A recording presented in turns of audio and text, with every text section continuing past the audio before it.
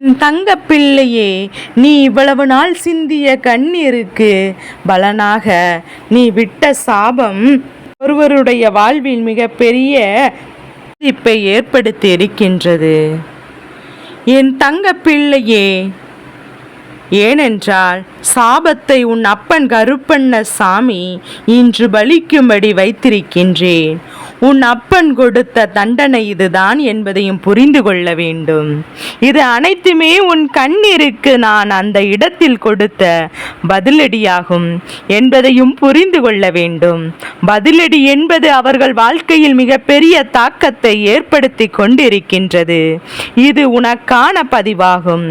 என் அன்பு குழந்தையே, உன் வாழ்வில் மிகப்பெரிய துயரத்தை எல்லாம் கொடுத்த நபருக்கு நிச்சயமாக நான் கொடுக்கும் பதிலடி என்பதை மறந்து விடாதே.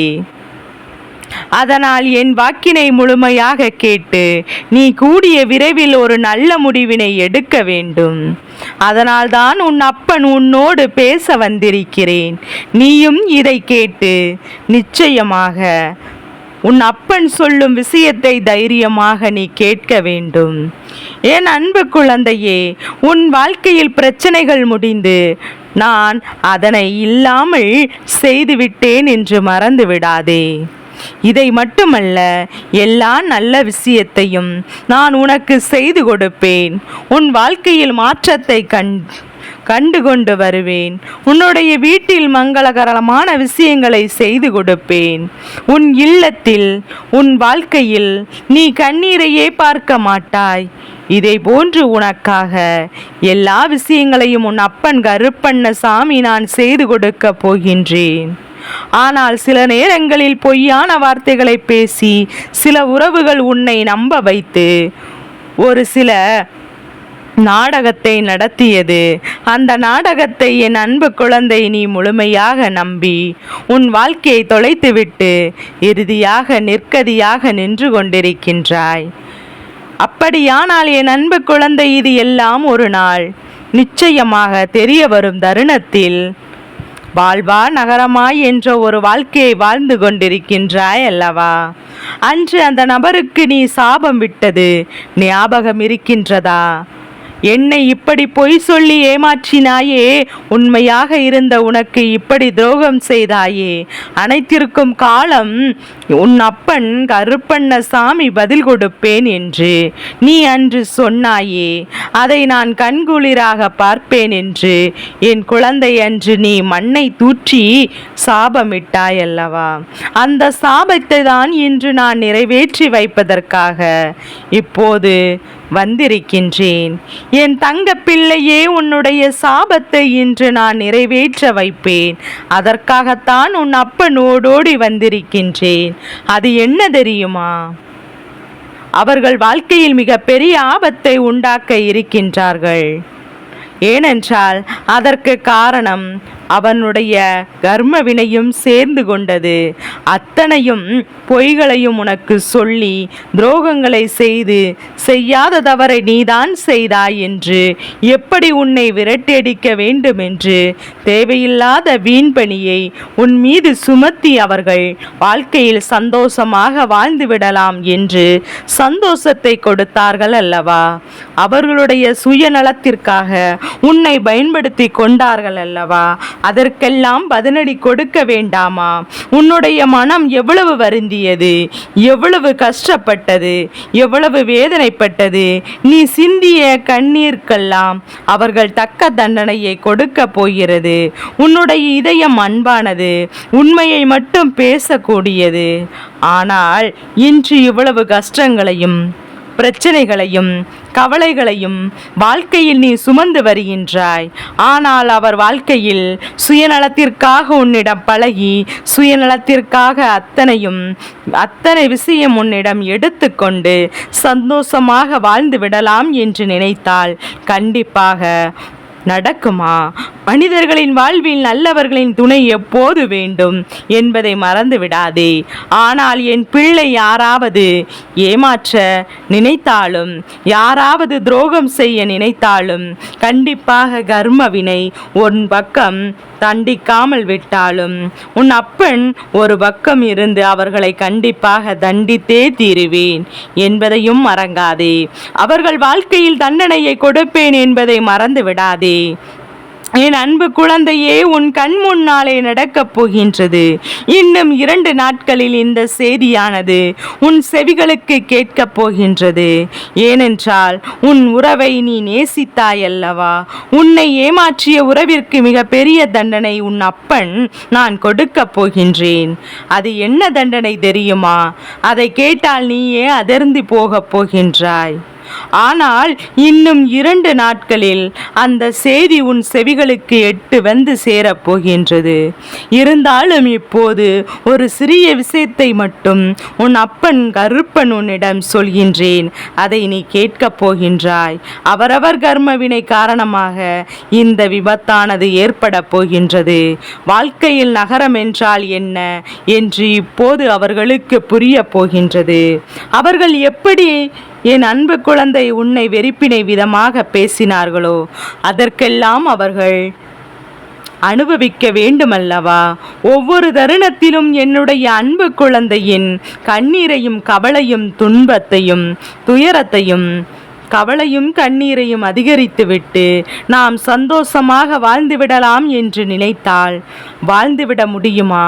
இல்லை, வாழத்தான் உன் அப்பன் கருப்பண்ண சாமி விட்டு விடுவேனா? நீ தைரியமாக இருக்க வேண்டும். என் அன்பு பிள்ளையே, உண்மையானது ஜெயிக்க சில காலம்தான் எடுத்துக்கொள்ளும்.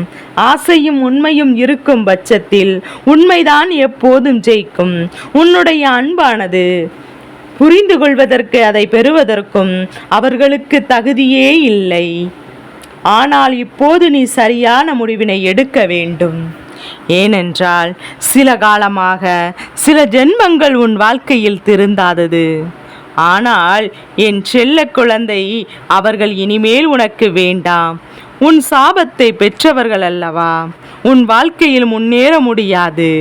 ஏனென்றால் அவர்கள் எண்ணம் போலதான் அவர்களுக்கு வாழ்க்கையில் அனைத்து மாற்றங்களும் நடக்கப் போகின்றது.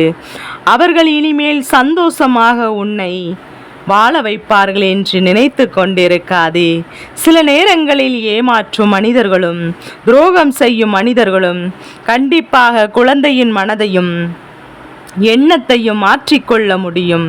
ஆனால் அவர்களோ மிகவும் சுயநலம் மிகுந்த மனிதராக மாறிவிட்டார்கள்.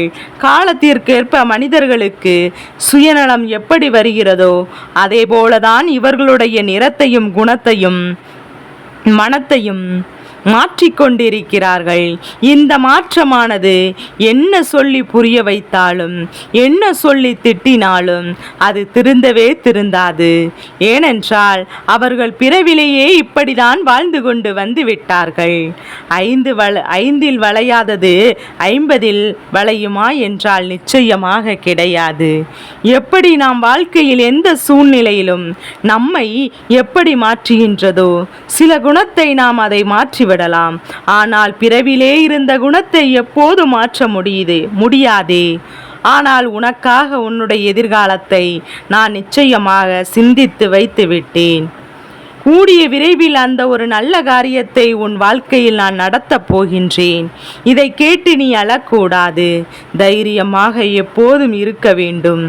ஏனென்றால் இந்த கஷ்டமான தருணத்தில் கூட உன் அப்பன் உன்னோடு இருந்து உனக்கு உதவி செய்து கொண்டுதான் இருக்கின்றேன்.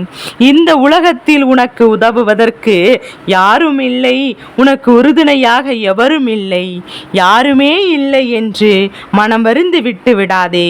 உனக்காக உதவும், உனக்காக கொடுக்கவும், உனக்காக வாழ்க்கையில் நீ பட்ட கண்ணீருக்கும், நீ விட்ட அனைத்து தனிப்பட்ட சாபத்திற்கும் விஷயத்திற்கும் அனைத்திற்கும் உனக்கு தீர்வு கிடைக்கப் போகின்றது.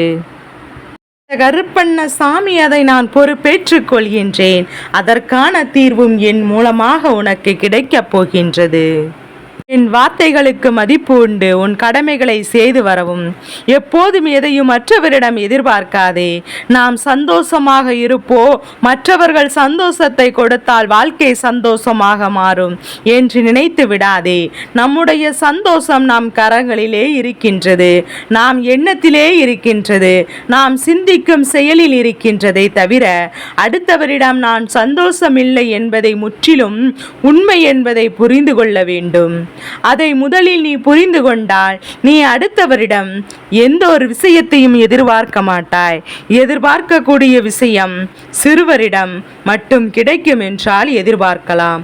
ஆனால் என்னுடைய சந்தோஷம் மட்டுமே எனக்கு முக்கியம் என்று நினைப்பவரிடம், அவர்களுடைய சந்தோஷத்தை பார்க்கக்கூடிய மனிதரிடம் சென்று உன்னுடைய சந்தோஷத்தை எதிர்பார்க்காமல் அந்த இடத்தில் சந்தோஷத்தை தடை செய்யக்கூடியது உன்னுடைய சில மனிதரிடம் சென்று உன்னுடைய சந்தோஷத்தை எதிர்பார்த்ததனால்தான் அந்த இடத்தில் ஏமாற்றம்தான் கிடைக்கும். போதுமென்ற அளவிற்கு ஒரு உறவினர் மீது வைத்த அதீத அன்பின் காரணமாக ஏமாந்ததெல்லாம் போதும். இனிமேல் நீ தைரியமாக இருக்க வேண்டும். இனிமேல் உன் வாழ்க்கையில் நீ கண்ணீர் வடிக்க கூடாது. தேவையில்லாத சிந்தனைகளும் நீ இடம் கொடுக்காதே. உனக்கு எது வேண்டுமோ நான் அதை நடத்தி கொடுப்பேன். அதனால் நீ தைரியமாக இருக்க வேண்டும். என் அன்பு பிள்ளையே, உன் வாழ்க்கையில் ஏதேனும் சிக்கல்கள், தடங்கல்கள், பிரச்சனைகள், உனக்கு தீய விஷயங்கள் நடக்கிறது என்றால் அதற்கு உன் அப்பன் கருப்பன் உன் வாழ்க்கையில் அதனை நான் பொறுமையாக கவனிக்க வேண்டும். உன்னுடைய வாழ்க்கையில் எல்லா தருணத்திலும் நல்ல நல்ல மாற்றங்கள் நான் வந்து கொண்டிருப்பேன் என்பதை புரிந்து கொண்டு பொறுமையாக இருக்க வேண்டும்.